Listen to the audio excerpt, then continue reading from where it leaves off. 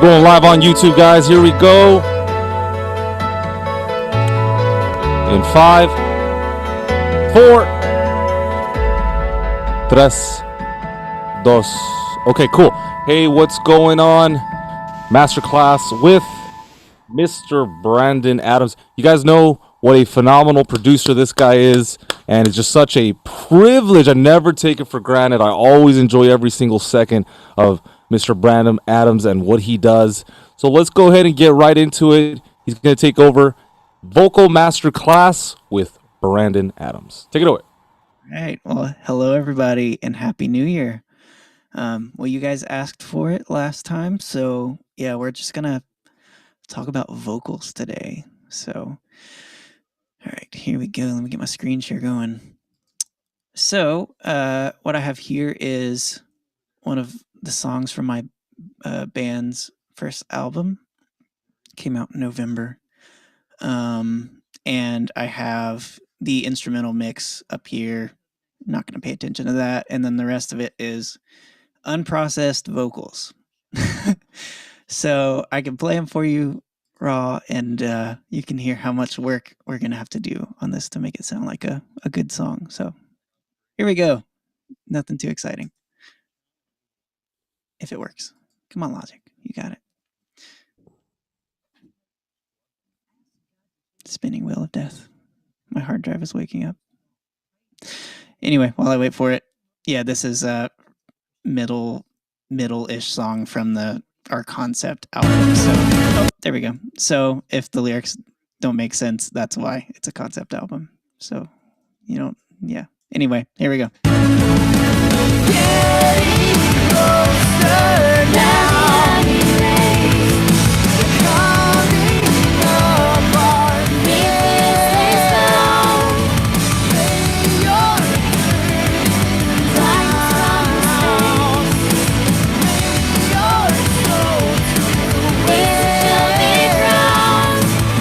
So, as is the case with unprocessed and uncompressed vocals up against a very compressed track, like the instrumental, right, is pretty loud.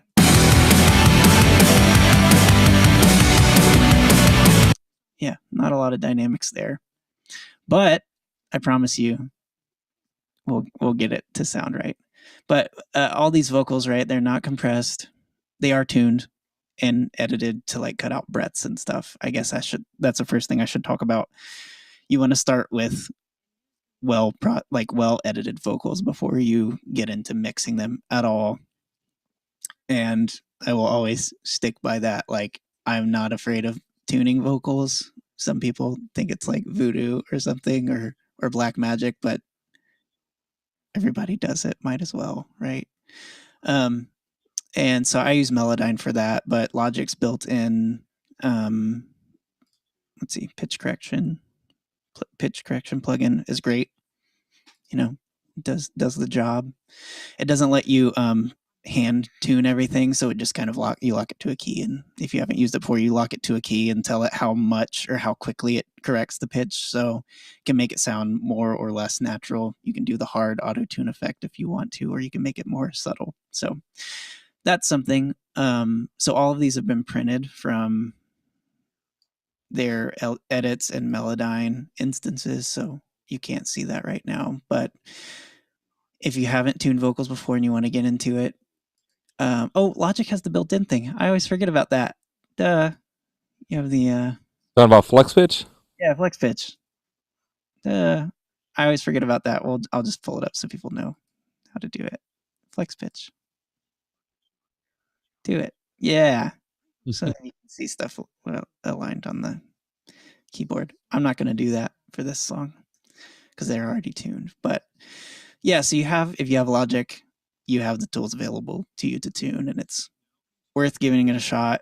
All of these, they're solid waveforms now, or solid audio files now, but before they were all chopped up. I cut out breaths a lot of the times and mouth noises and all that sort of stuff. I do some time correction too to line stuff up so that it hits on the same point.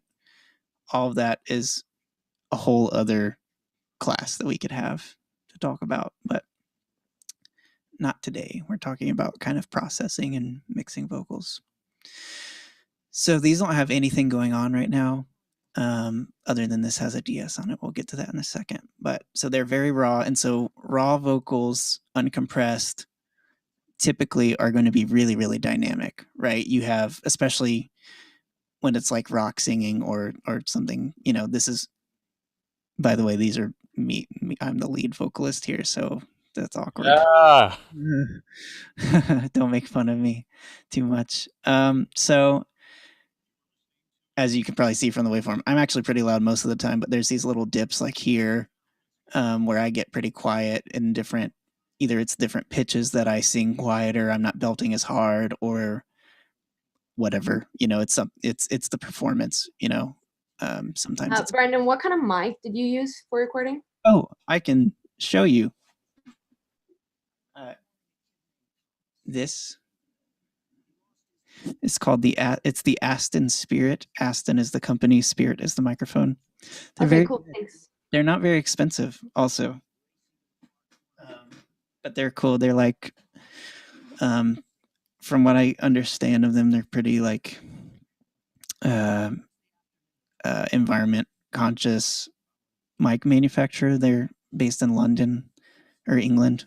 Yeah, they're great. It's kind of a, you'll hear when we start working on the tracks individually there, it's kind of a bright sounding microphone, so it sounds good for like pop stuff, I think. Not my ideal like rock vocal microphone, but that's what I had, and so that's what we used, and I made it work. But yeah, so all of these vocals are pretty dynamic. There's a lot of stuff popping in and out, as you heard, contrasted to the instrumental track. There's a lot of like, oh, here's a vocal popping out here, and then it tucks back because the instrumental is so loud. So the first thing we want to take care of when it comes to that is reducing that dynamic range, especially in a loud section like a chorus like this. We want it to be vocal always squashed right in your face. We're going to be aggressive with this. So my first step with vocal processing is de-essing, and we're going to use all Logic stock plugins for this. So there's other stuff. Other companies make great plugins for this sort of thing, but we're going to go with all stock for this case. So I'm going to solo my vocal. Oh no. Getting closer now. So if you don't know how a de-esser works, it basically it's functions like a compressor. It's in the dynamics section in Logic, right there. And this updated one is actually pretty good. I like it. So here is what it's listening for. This is what the de-esser is searching for to compress. Getting closer. Those high frequencies where a lot of S's are. And I tend to have a pretty sharp S, if you haven't noticed from me talking to you so this whole time. Getting closer now. And so this, you can see the meter. That's what it's listening to. And when it goes over this line, this threshold, it starts reducing that frequency range. You can also do a high shelf one, or you can do a wide range that I think just turns everything down, compresses everything. But I just do a notch where I can find the S. Getting closer now. Cool. And so now we can hear it. The vocal should sound soft-ish, like some of those S's and sibilants should be out of it. Getting closer now. Not sticking out as much as they. How do you find those S's? Oh, literally soloing this thing and then sweeping around. I find for a lot of male vocals, it seems like it's in this area, this 5 to 6K area, 5.5K. But some people have really whistly S's, and those are usually lower, like 3 to 4K. But really, I just sweep around. Getting closer now. The coming of our getting closer. That's like, there with this one, it doesn't seem quite as like notched as some of the ones that I've used. Some of them are like super resonant where they just pick a really specific frequency range. This one's kind of wide, so it kind of works in other areas, but I kind of, this is where I was happiest with it. Getting closer now. And also around 5K in vocals, I don't really like anyway. Like that's a frequency range with consonants that I just don't really like. It grates my ears kind of. So that's usually my default area that I find. Getting close. So there's that. Then I like to EQ and find problem areas. Getting closer. So, believe it or not, I actually cut out a decent amount of like the fundamental, like low end frequencies of vocals, especially when it's belted and when it's in a full arrangement like this. Sometimes with like more sparse tracks, you can get away with leaving more low end because the vocal feels more like intimate. But as you start taking it out, it doesn't feel like it's quite as close to you, if that makes sense, once you start taking out some of the low end. So I filter out some of that. Getting close. And then I even cut the fundamentals a little bit more with like a little notch like this. Getting closer now. And we get really comfortable listening to like all the annoying parts of people's voices. Getting close. You know, right around here is usually nasal stuff between 5 and 800. Getting. You know, the really gross honky stuff. So we're going to cut that out. Getting closer now. And then I don't like 2K on my voice. Getting closer now. Some people's voices, it sounds great, but I don't like it on mine. Getting. And then I want to brighten up my voice a little bit. Getting closer now. So Brandon, really quick, you're listening for quality. I'm interested in the psychology of it. So you're listening to qualities that you don't like, and so in order to do that, you're just raising up the frequency spectrum, and you're just highlighting those parts of your voice. And if you don't think it's pleasing, then that's when you kind of turn it down. Is that right? And generally, it's funny, like doing it that method. The way I used to do it is like you start to realize when you boost frequencies like soloed out like that on a vocal, especially, nothing sounds good. You know, I could move this band anywhere. Getting closer now. And none of it sounds good. You know, so it's important to like get past the psychological like, well, I'm boosting this frequency and it sounds bad, so I need to cut this frequency kind of thing, which is like an easy trap to fall into. Getting closer now. And rather like listening to it without anything going on. Getting closer now. And trying to develop your critical listening skills of like what frequency range am I hearing that bothers me? Like with the 500 to 800, I've always known that nasal thing bothers me. And once I figured out, oh, that's this frequency range, I know to immediately hunt for that when I hear it in the vocal. So is it almost like a formula, or there's probably a better word for that, but it is a formula, definitely. Like you'll see it with the other vocalists. There's 2 other vocalists on this song, and all of our voices are different, obviously. And we all have our own little, you know, idiosyncrasies of like our voices all kind of have these annoying parts that need to get cut, or rarely I boost stuff, but there's one vocal that I will boost frequencies on. But I mean, I boost in a shelf here, but that's beside the point. Is it safe to say, like, you listen to the vocal and you realize that there is a frequency that's bothering you, and then you hunt for that frequency? Yeah. By doing a sweep? Don't sweep for the sake of sweeping and finding something. Like you have to hear it first. You know, yeah, that's a great point. Yeah. Like I hear something that's bothering me in this vocal. It's a frequency thing. I can kind of, based off of what I know about the frequency range, I can kind of pick a sort of range that it's happening in, and then you find it from there, rather than just like something's wrong and, you know, sweeping around like that. That's never going to give you a helpful solution in my experience. So that's more or less the EQ we're going to go with this vocal. Yeah. And then it's on to compression, and I'll go to the next vocals and we'll do them a lot faster. I'm just kind of taking a little bit longer on this to kind of overview my philosophy for this stuff. So for these vocals, since it's choruses, like I said, I'm going to like just take all the dynamic range from them. So my favorite compressor to do that with from the Logic stock stuff is the FET compressors. That's like a 1176-ish compressor. And they're super reactive. Like they just go crazy. You know, they react so quickly to sounds coming in. And so because of that, they're pretty extreme sounding.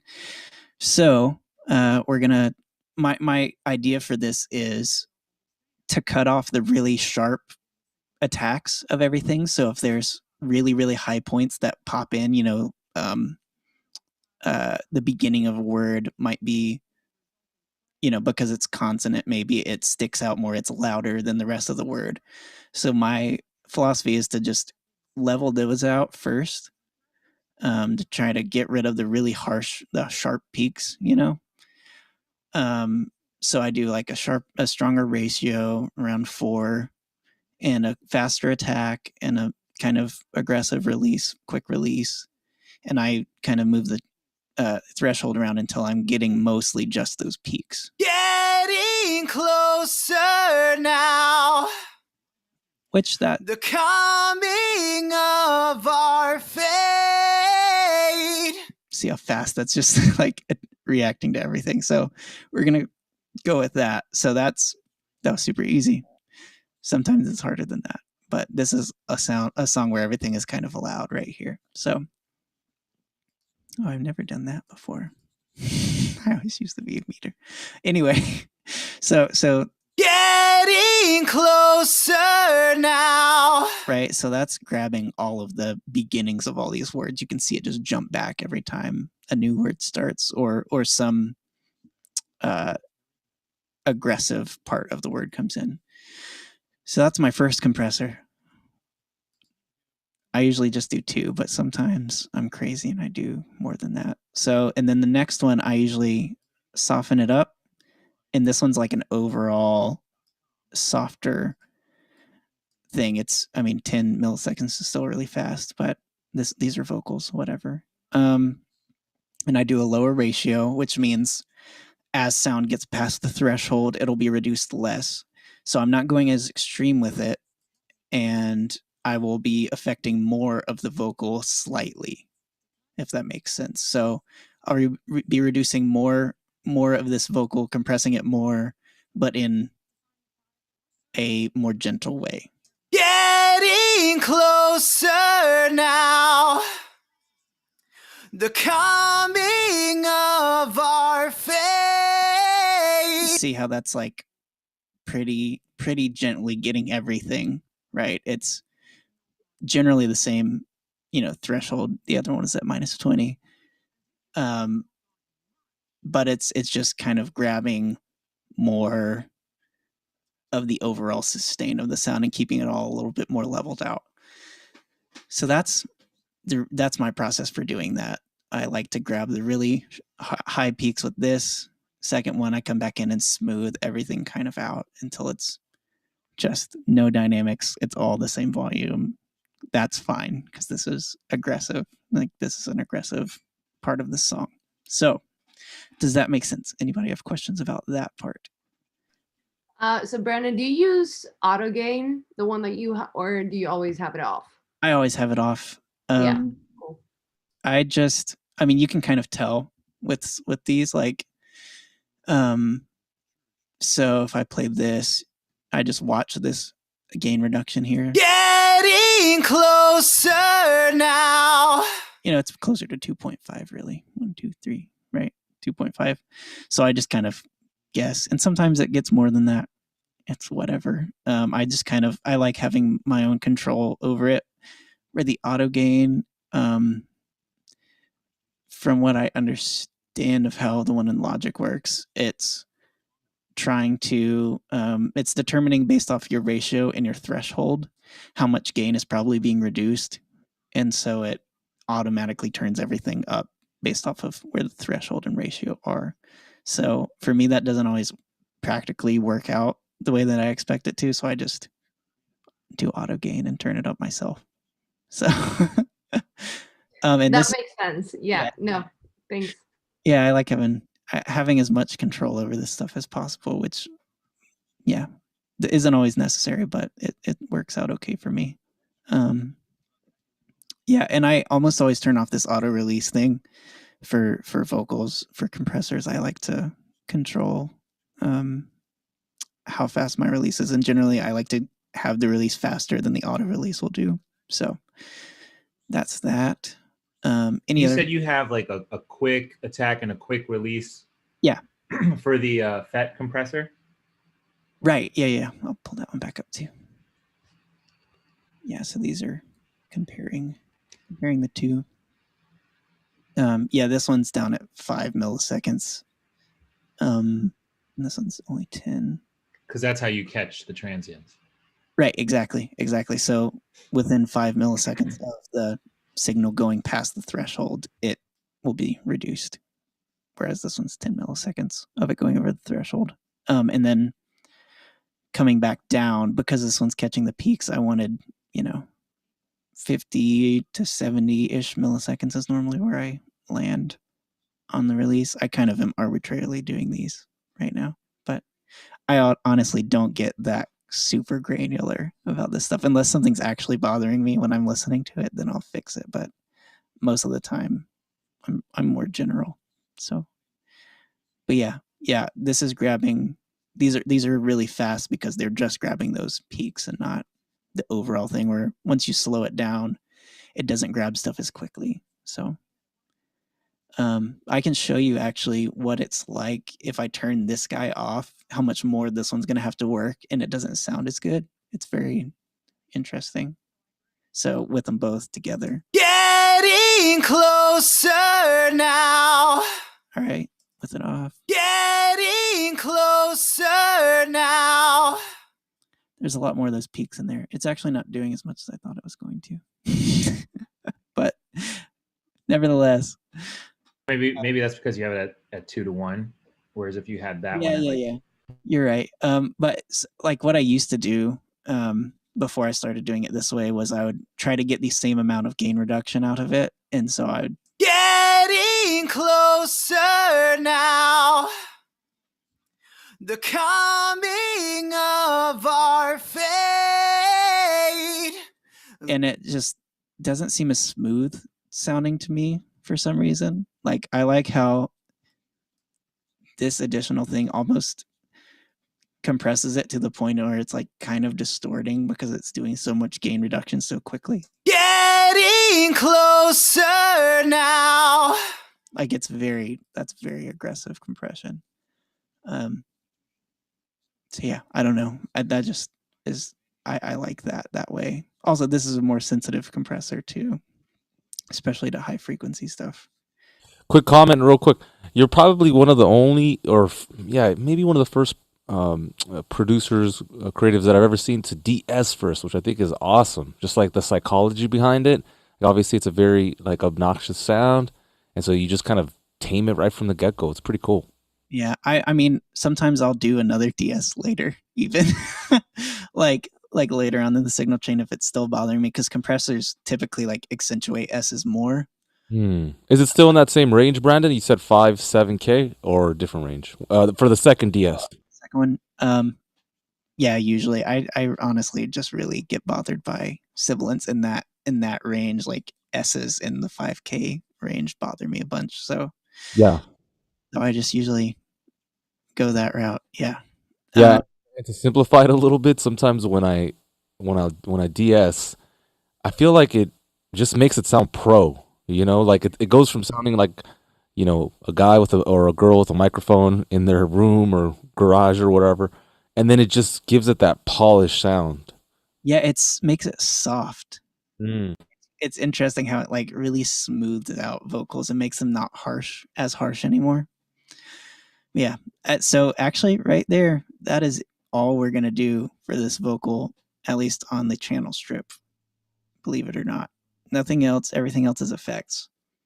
So, because for me, like, I don't like putting effects on the channel strip. I like to do aux sends just because I mean, I have a lot of vocals in this chorus, so we're going to end up sending a lot of stuff through the same effects and all that sort of thing. So that's it. Well, You know, real quick, in the chat, would female vocals be 1 to 5K to DS? Anybody? yeah, actually, I mean, we can get into that now. So this is actually my wife singing. Oh, nice. And she has a very harsh S on her vocal. So we'll see. To be soldiers and army. See, it's you can hear in just the first words. It's very sharp, kind of whistly. To be soldiers and It's very pronounced. So we're just gonna listen. to be. Oh, I didn't enable it. To be soldiers and to be soldiers and to be soldiers and to be soldiers. Nope, hers is actually kind of high. To be soldiers and There's a good one. Okay. to be soldiers and Yeah, so you can hear kind of the filter is picking up that kind of whistly thing. to be soldiers and Yeah. So hers. Are you like looking for where the thing reacts? Where the meters go? If it goes on the S, like then you're like, oh yeah, I got it. Partially, but also just listening because when I was lower, I couldn't hear the thing I was looking for in the S. to be soldiers Like it's still there, but it gets stronger once I get up here. to be soldiers and It's kind of, yeah, it's just something that takes a while to like mess around with the de-esser on a vocal and kind of hunt around until you find something that really. It's just this whole thing is just finding stuff that bothers you, honestly. In vocals. It's like what is messing with you when you listen to this vocal track? Chuck is asking here, how narrow a band to DS? Any recommendations? This one you don't really get a option, but I like the notch, this notch range right here. Some people have S's that take up, the entire high frequency spectrum, and so you just go to this high shelf kind of thing. But if a plugin gives you the option of narrowing or widening it like an amount, I don't know, kind of I would listen if you're able to monitor on that plugin like on this one and just narrow or widen it until it sounds like you're capturing all of that harshness, all of that S, and then that's where you should have it set, if that makes any sense. Yeah. All right. Now we'll get back to start doing some effects here. And it's just going to be on my vocal, so whatever, it's going to be kind of weird. We'll get over it. Just my voice going into some reverbs. So my first choice for vocals is there's multiple approaches you can have for this kind of thing with like when it comes to effects, you don't want to just put a reverb on your voice just to have a reverb on it. I like to be a little bit more purposeful with it, where like this is a chorus, so I want something that's going to make the vocal sound less intimate, sound bigger, and maybe like it's in a bigger space or it's wider. Even though this is a mono, like dead center vocal, right? I want to have something that's adding some width to it and giving it some sort of like, power. So the first thing that I normally add, I already have all these pulled up, so that's handy. Is a space designer. This preset wide and small is really good for that. Getting closer. Right, that's obviously too much, but normally when I'm picking this stuff out, I just like solo the Getting closer. as I go through presets and figure out, Getting. No, not that. Getting close. Getting close. I like this one because it says it's wide and small. It is. But it adds this like really nice stereo width, and it sounds like it's a room where the vocal is kind of far away. It gives you the sense of space to it. I'm going to turn it down so it's more subtle. Getting getting closer now. The coming. Yep. So there's that. That's one reverb. We're gonna do another one. So So how would you define that? Just creates a space, right?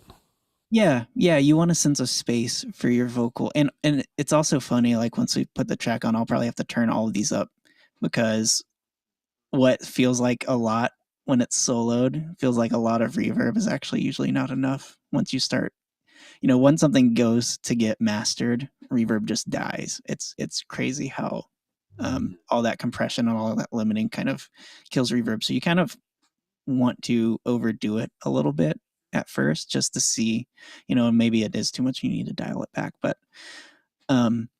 yeah, I like just having this kind of sense of space with the vocal where it feels like it's inhabiting something, where it doesn't feel like really dry vocals are cool when you want it to be really intimate. If you just got like a piano and a vocal, you don't want this huge sounding room. You want something that sounds smaller and more intimate. You want like a bathroom, or or like somebody's living room as your space. That's you think about your living room. It's not this cavern of reverb every time you talk to somebody in your living room. It's there's reverb, but it's very, very subtle and very quick. Like it's very diffuse. And so at least in most people's living rooms, I don't know. Maybe Right. some Maybe if you live in a castle. Yeah. Angelina here, do you vocal ride automation? I'm assuming she's talking about gain staging before compression. Angelina, if you want to add on to that. Oh, I get what you're saying. Like Waves makes the vocal writer and stuff like that. Yes, I do. I'm not gonna talk about that too much in this whole thing because we're not gonna get to that point with like the whole like all of this being ready. But I really don't do that much vocal writing with like if I get what you're talking about, like automation. It's really, really subtle moves. Like I'll be listening through and say like, oh, I can't hear this word. And I'll just, do that whole thing and smooth it out as much as that's not what I meant to do. And I'll smooth it out as much as I can. But aside from that, I'm lazy and I let the compressors do most of the work for me. So yeah, whatever that says about me. Does that answer the question? I think. Absolutely. Cool. All right, so we have one reverb. We want another one that's longer and more diffuse and like kind of washy, but not taking up too much space. But we want to get this sense of like grandeur kind of from a reverb. So I made this little preset. We'll see how it sounds now. Getting closer now. Right, that's fairly long. 2 seconds is kind of a long for a vocal reverb in this context. I just kind of arbitrarily did some of these moves. This up here is damping. If you don't know how that works, don't worry about it yet. But basically it determines how different ranges of frequencies work with the decay time of the reverb. So like there's a time graph over here. This is 2 seconds. That's what the decay's set at, right? And then so for this high frequency stuff, it actually only decays for between 1.6 and 1.2. So probably 1.45 seconds before it's gone. So actually almost none of this range actually decays for 2 seconds. So anyway, I did some of that stuff. Not really much else. I added a little bit of modulation, extra modulation in here. Just because this is like when you add some modulation to a reverb, it gives you this sort of chorusing thing and it kind of thickens up the reverb. So I like that. Getting closer now. All right, let's hear it with the vocal. Getting closer now. So how would you define this? And if the first one is creating an ambiance or a space, what's this here for you? That's exactly it. Like the first one is ambiance, right? That what you said. That makes sense. And then this is adding depth, I guess, to it. But we're gonna do even more of that So like the first one, I think of when I think of ambience, it's like short reverb or something that's like a short thing that's giving you the sense of like what the room is like or what the space is like. And then when you go to a longer reverb, it always seems more like hopefully is depth. It's not taking up, it's not defining space, because like this is a huge space, you know. And this reverb is hopefully not doing as much with the vocal or interacting with the vocal as much. The first one is the more important one to me, and this one just adds this kind of wash, this depth to the vocal that's maybe less audible but adds something. So like I'll take it out. I'll take both of them out and add them in. Getting closer now. Right. The coming. That reverb sounds like it's so far from the vocal when you hear it. Like it sounds like it's so far removed from the vocal. Getting closer. Whereas when we add in the first reverb, it suddenly feels like the vocal is in a space again. Getting closer now. Yeah, it's weird. It's this weird auditory perception thing that I think makes a difference for whether or not we hear a space. You know, we have to hear those like quick reflections and this width of some sort, and then we hear this washy stuff, and it kind of, those two reverbs kind of work together to give a greater depth to space. And your reverbs are in stereo? Yeah. Always. Although mono reverbs are cool in certain styles of music. But yeah, no, these are always, you know, these are going to be big, wide reverbs. So, and then this next one is kind of a strange appropriation of a different, like this isn't exactly how I normally do it because I'm trying to use all stock plugins, but this works just the same. I like to slightly widen the vocal, but not on the vocal channel. To just kind of give an extra, it almost functions like a slapback delay, only it's shorter than that. So I'll play it for you. Getting closer now. Right. It's a chorus. It's not doing a ton of detuning, but it's doing something. You know, you can hear that it's a chorus. But when you hear it with the actual vocal, getting closer now. Turn it off. Getting closer now. It also makes it louder, which is not the point. Well, we'll get it to a good blend and then I'll turn it down. Getting closer now. What's the definition here? What's the purpose? What? Sorry? Oh yeah, just so what's the purpose? If number one was to space or depth. This this also gives depth. I guess it gives it width. It gives the vocal some width because choruses are, well, not necessarily always stereo, but in this case, this is a stereo chorus, and so it's adding this kind of stereo detuning and kind of widening the vocal a little bit, but it also adds this kind of not otherworldliness, but it gives this kind of like shimmery kind of thing to the vocal that it otherwise doesn't have. Totally. Getting closer now. And it's, yeah, like it's subtle. Angelina's asking, could you also do the same thing in terms of with a delay, and specifically she's saying a quarter note, but do you have any, would you do something similar with a delay? I would do it with almost like a slapback. I actually messed with that before I ended up doing the chorus. I used the tape delay and did like some modulation with the tape delay really short, and that works fine. I just ended up like the chorus did it easier, so I figured it was a better example. Yeah, I heard the vocal get thicker when you did that. It's pretty cool. It really does. It adds some like, thickness. That's a better way of describing it. Thank you. So so that's that. We have one more thing, and then we can take our little break. Last is delay. Speaking of, so this is literally just a simple tape delay with a little bit of modulation, quarter notes. I added some of the spread to it.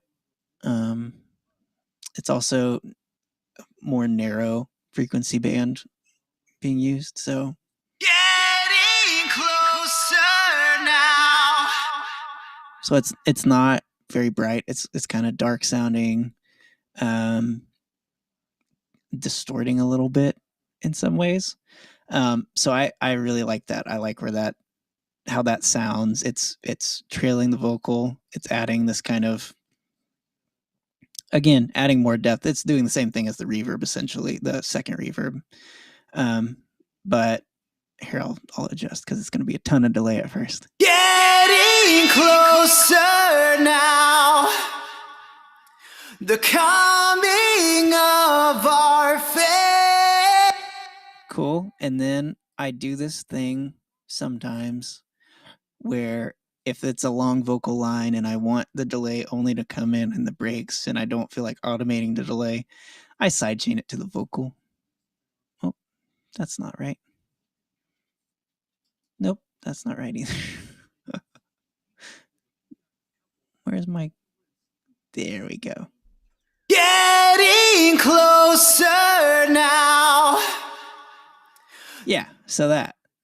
It just, the vocal's there, it compresses the delay, and then when the vocal's out, the delay comes back in. It's just, yeah, sidechaining. Getting closer now. Yeah, so as the vocal leaves, you can hear the delay fade back in, which is cool, and it's handy for kind of cleaning up when you have a lot of vocals going on, as this song does. Well, and it helps like give this sort of like, there's a gap in the vocal, and suddenly there's this kind of delay to sort of fill the space without drawing too much attention to itself. So, all right, we can take a break here. Quick break. All right, let's I know we've been doing this from time to time, and it's not every day that most of us, I know some of you are focused and super intense, but I want to work on our ears, on our skills. So we're going to work on EQ cutting. This is a site called Audio Drills. I really like it. It's free if you want to check it out, by all means. And today we're just going to do it kind of all together. So if you just want to guess, and we'll take the majority vote. You ready? Here we go. You can hear this. Give me a thumbs up. Thank you. All right, so when it's off, it sounds like this. And that's on. So off.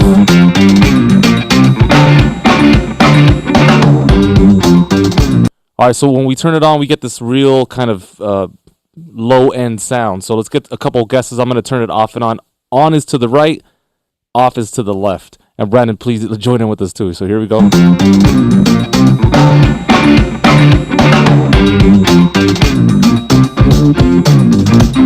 All right, we only have two more swipes back and forth. So what's it going to be? What do you guys think? It's definitely in the low end, but where?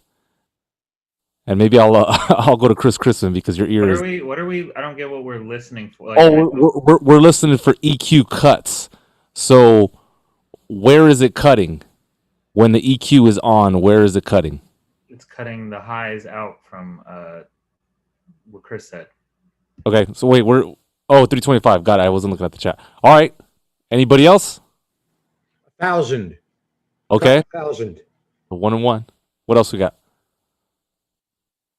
So when I turn it off, we hear a lot more low end. So you got to think about that, right? I'm sorry. Wait. When you turn it off, we hear more high end. Let's try one more time. Let's press play. Or off. And then on. So let's take one more guess. We got 1,000, 325, and 326. Alina. 400? All right. Let's go 400. 1,000. John Landel's. Ooh, okay. Let's try this one. And 2,400. We were all pretty much wrong. Let's keep going here. So EQ cuts. So what they're saying is they dipped out at 24, and that's why when we turned it back on, we heard more of that high end. Let's do this. Sorry, I reversed the instructions. I apologize. And just kidding. Here we go. Let's go to the next one.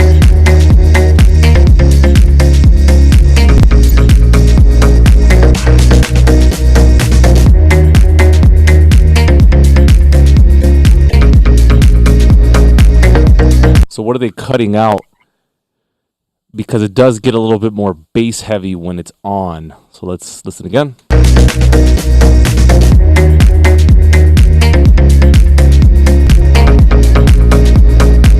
All right. Any guesses? It's definitely somewhere over here. What do you got? 700. 250. Okay. So 250, 700. What else? Let's go with one more. Let's play it again. Here we go. 2K. 2K. All right. Here we go. Cut. Let's go with Chuck's. Let's see what happens. 2K. 750.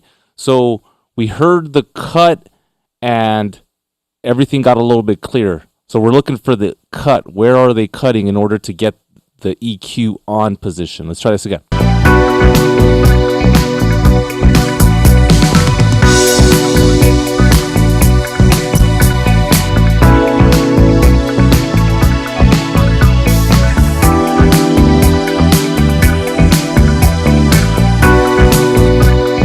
I got a 300, 4,000. Let's go with Chris's this time. John, I'll get you on the next one. 4,000, 1,000. This one's tough. 10,000. Oh, $10,000. it said 10,000? Well, then I guess Chris was right. He was closest to the top. I was closest. That was DDP. Let's do one more.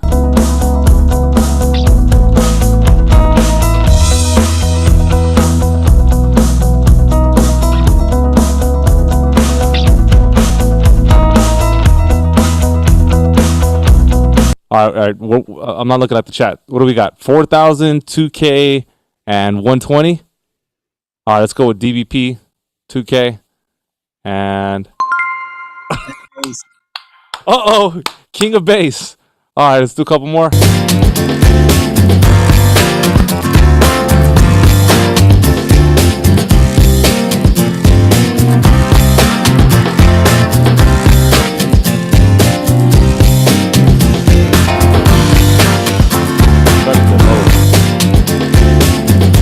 All right, we got 900. Let's get one or two more.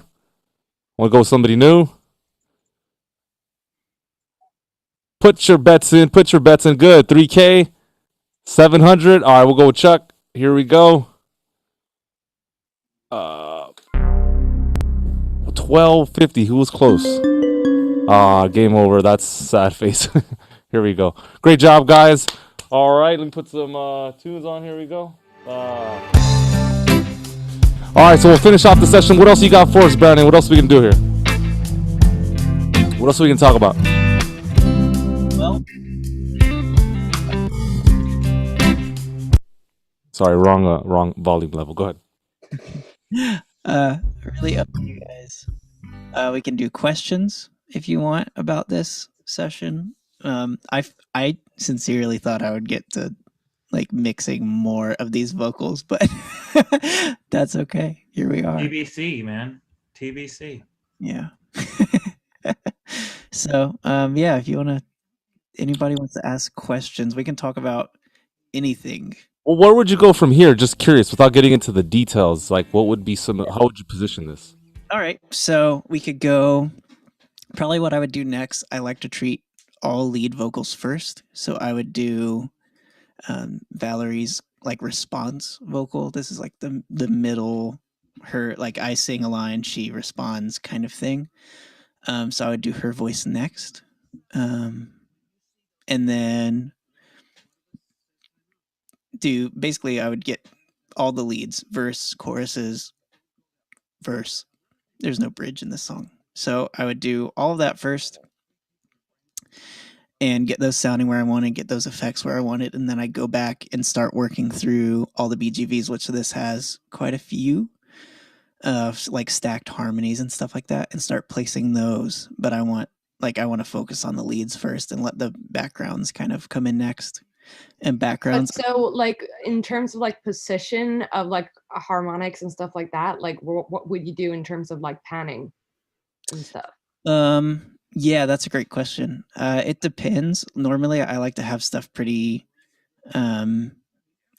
evenly distributed around the spectrum or around the like stereo image.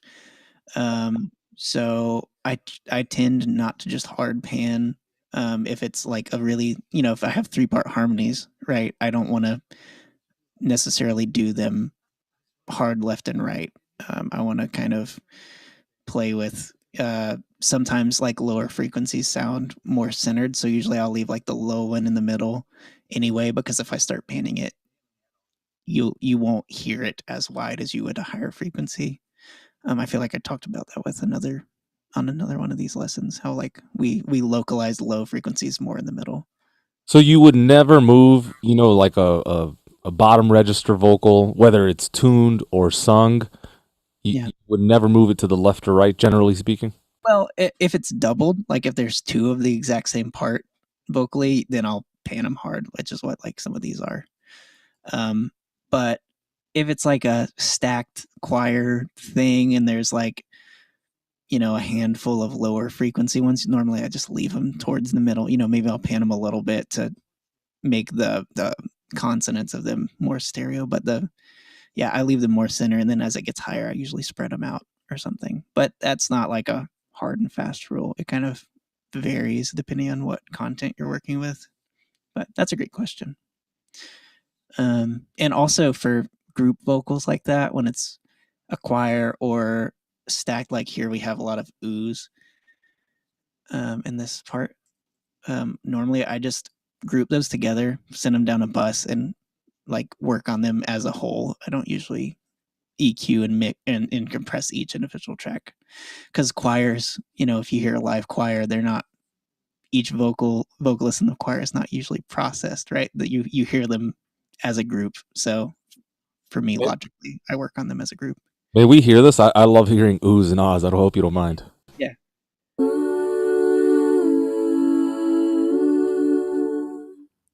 Yeah, it's just that. It's just oohs. So cool. You would send these to bus whatever 7, and you would start EQing, compressing. You would treat it as a whole. Yeah, and send them to like all the effects from there, not on the track level. Yeah. And same goes for gang vocals. Do the same thing. Any kind of super stacked background vocals, I do that with. You never just like low cut all of them and then send them? Yeah, you can do that. I mean, It sometimes doesn't really matter. sometimes if you're listening, you're like, one of these vocals sounds super funky, then I'll go back and like maybe DS one harder than the others, or EQ it on its own to fix some weird stuff. But usually it works to just do them all as a group. So yeah, any other questions? Just a quick side note: your voice and your wife's voice, insane. Just a quick compliment, just 'cause nobody said it up to this point. Just wanted to say, wow, I've never heard your voice, so awesome. I feel like I don't talk the way that I sing. I don't talk the way you sing. No. A lot of people don't, right? No, that's true. Yeah. It's Just going back real quick, was your chorus and your tape delay, like was your chorus really intense, or was it kind of like just a soft wobble? it's not much. Yeah, Oh, okay. 8 and then the tape delay, same. Yeah, only because I'm not really going for hardcore like chorusing. Like I'm looking for more of a like doubling kind of effect almost, without having to track doubled vocals. Another interesting trick, I can show this real quick, is rather than do a chorus, you can do like let's duplicate this track.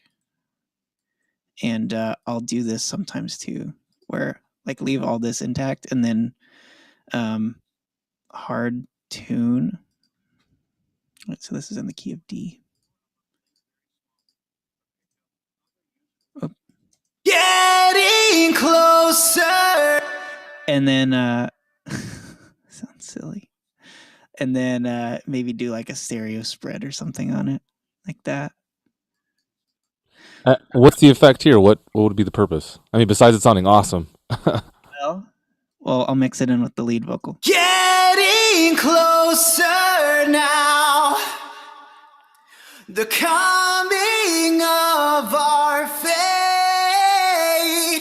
So what you're doing is because this is hard tuning everything, the normal vocal isn't quite getting like to the perfect pitch all the time, where this is always going to be generally at a perfect pitch, so they won't quite be in tune with each other, and so you get a natural chorusing happening.